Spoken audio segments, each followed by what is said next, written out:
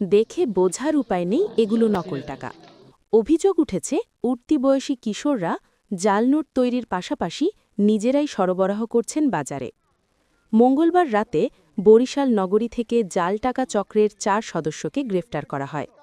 Police জানায়, Bogura road এলাকায় ২ কিশোরকে জাল নোটসহ আটক করেন স্থানীয়রা। খবর পেয়ে সেখানে উপস্থিত হন আইন শৃঙ্খলা বাহিনীর সদস্যরা। পরে আটক ২ জনের দেয়া তথ্য অনুযায়ী ভাটিখানা এলাকায় অভিযান চালায় পুলিশ। এ সময় একটি বাসা থেকে উদ্ধার হয় আরও বেশ কিছু জাল নোট।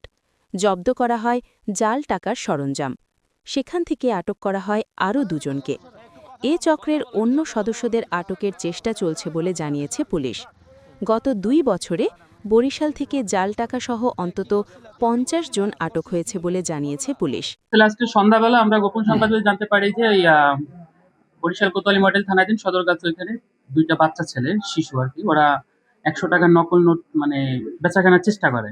ওইখানে পাবলিকের সংবাদ পেয়ে আমরা ওদের ২ জনকে ধরার পরে আমরা ৬টা ১০০ টাকার নোট পাইছি। পরবর্তীতে ওই শিশু ২টার নাম ছিল হলে গিয়া শাওনার আলী।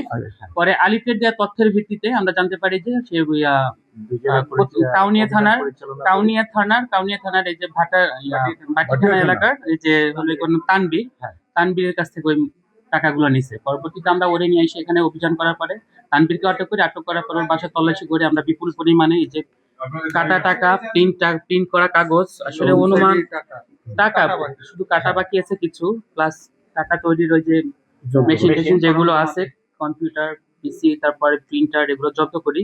টাকার অনুমান কতগুলো হবে ঠিক বলতে পারতেছি না, কারণ এগুলো এখানে অনেক পেজ তো বলতে পারতেছি না এখন।